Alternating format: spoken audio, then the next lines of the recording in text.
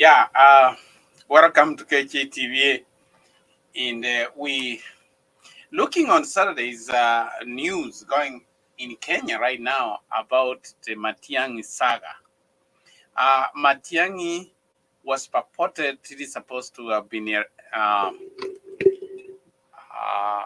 arrested last night by the Kenya police. And then, but they never showed up. Now, as it stands, Matiangi has filed a court, has moved to court, claiming that he has been arrested. He's being arrested, he's being haunted by the Ruto administration for political reasons. Is that true? And as it is said that according to Matiangi, confidential sources have informed him that he is to be arrested by the Ethics and Anti-Corruption Commission and he would be charged with the abuse of office. Where he has stated that through a confidential source, I was reliably informed that the Ethics and Anti-Corruption Commission had also received instructions between February 6 and 9, 2023 to open a criminal file and charge me with the trumped-up charges of abuse of office, Matiangi said. It's quite absurd.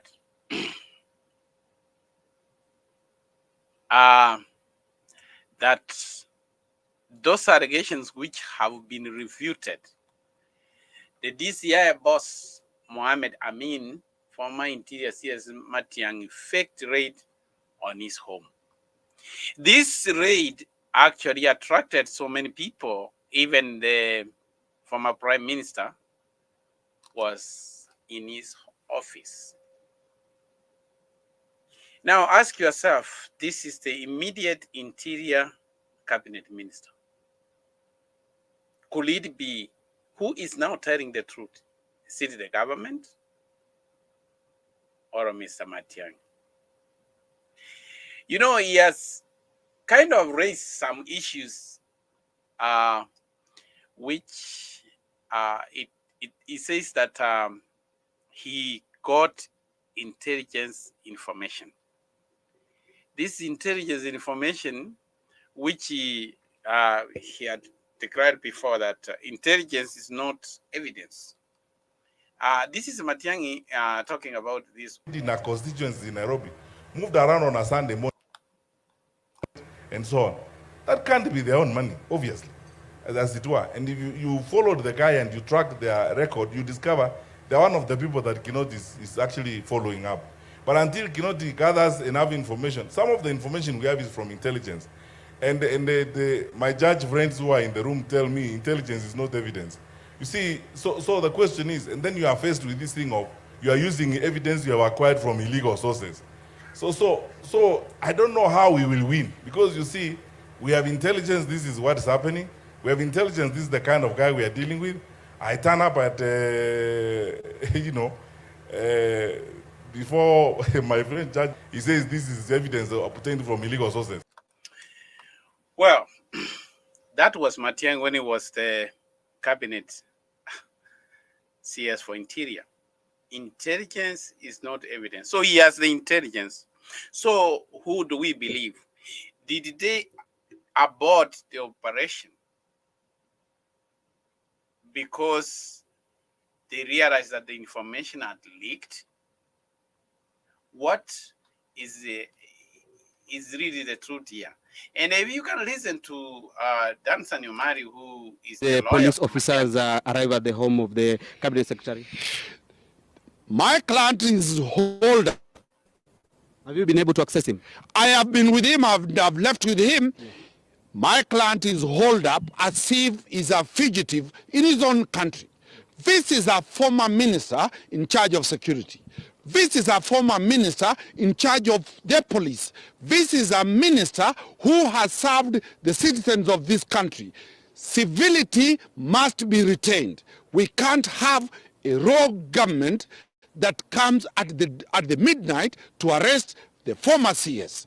If they want the former CS, and that's what we are telling everybody, we will provide him to where they want him. Yes.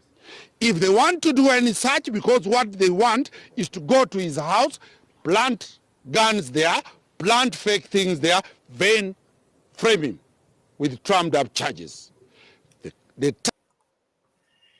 Now, that is his lawyer who was in his compound. He said he has been held up, but he was asked whether they saw the police, the allied police. They were saying they did not confirm to have seen them there. Now, what is this duplicity? Who do we believe now as the people? Because right now there is an anxiety of the people, more especially, and as you know, the politics, the Kenya politics is like some people from Matiangi's home turf were demonstrating. They were demonstrating. So they need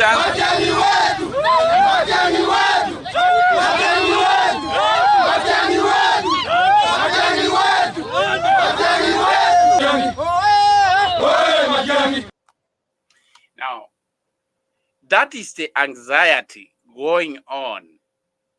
Who is now telling us the truth? Did really the police go to arrest him? Is this the politics of revenge or karma or what? And one of the most interesting things is Matiangi is one of the person who really was against anticipatory bail. Now, he has gone to court to get the anticipatory bail, which himself detests so much. Watch. Judicial officers who have gotten into an unholy relationship with a clique. Yes, one civil society activist in Kenya has obtained nearly 30. This guy, what does that mean? What do you want us? You want us for you? An element in the civil. Boynet receives an anticipatory order. You know, you prepare to commit a crime, then you go to court and come with an anticipatory order. We are hearing it's an invention in Kenya's judicial system, an anticipatory order. So you can't be arrested. So you go, get the order, and arrive here, and go and break into Honorable Mujiri's house. You have an order. You anticipate that you're going to make a mistake. You cannot be arrested. And let me tell you, at a personal level, and this should be on the record, I am in Parliament. I witnessed this when I was in the Ministry of Education. Until Justice Mumbi Ngugi saved us in the education sector, we had about 30-something court orders served left, right, and center. You can't have a school board, you can't have what? On the basis of a letter. So right now, the same thing, CS Matiangi never liked anticipatory bail. He had to go to court asking of the same. Is this karma? You know, sometimes they say karma is a bitch.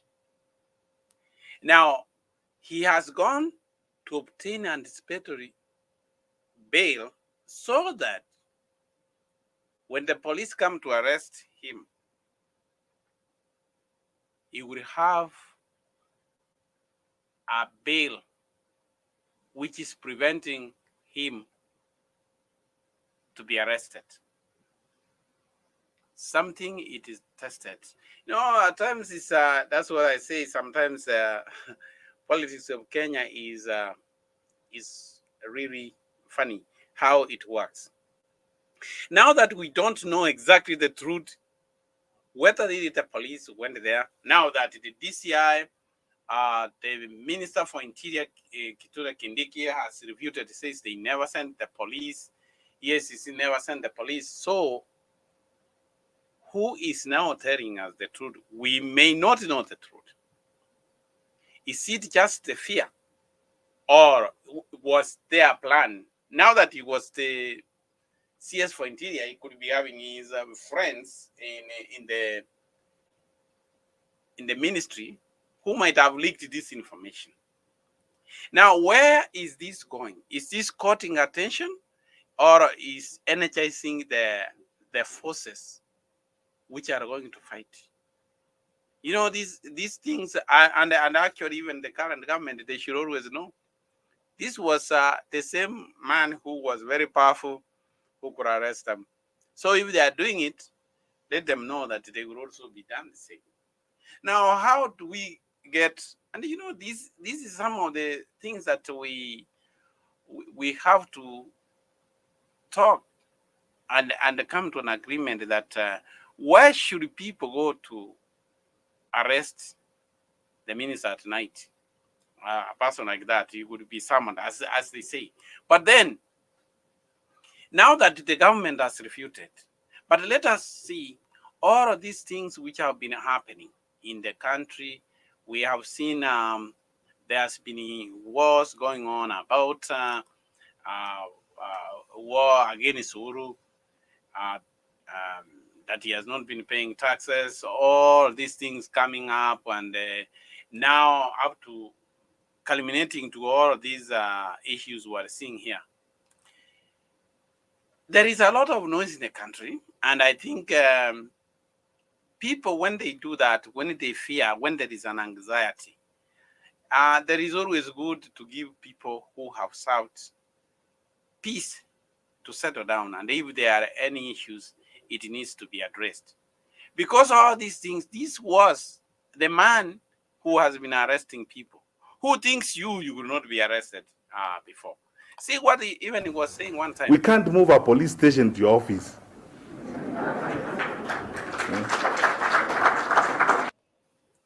Some of the things we do, which are sheer madness. There is no county government official anywhere in this country who needs 26 police officers to guard them. There is no one. Governor or whatever, you don't need 26 police officers to guard you. We can't move a police station to your office.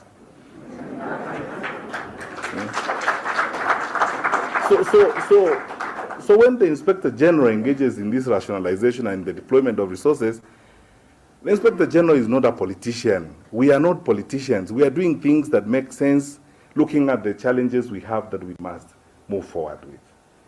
And I can tell you, colleagues, we will remain on this trajectory. There are certain things that are necessary, there are mistakes. Now, these are the same things, are the same rules coming to haunt Mr. Matiangi, Dr. Matiangi, because he's the one who removed police officers who were guarding county governors, who were guarding ministers. And now that they were scaring, was it an almost scaring, or was it a wind chart? So we will leave this to this, the court of public opinion, and to get your own, what do you think is really going on? Is this necessary? Kenya is on a serious problem, some of the problems which needs to be addressed. Do we have really to be staying here, trying to fight, to winch hunt one another, when actually we need to come up to fight for bigger reasons? And as I always say, you know, leadership is always funny.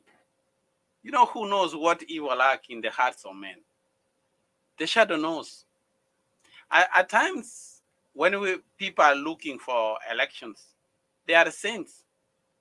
But in their shadow, they are very venomous.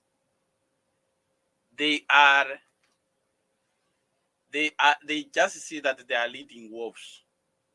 So people change, and I think we need to have in Kenya politics of tolerance, and I hope that we will get into a consensus so that we can achieve our immediate problems. And above all, let us not forget that we have the Kenya Vision 2030.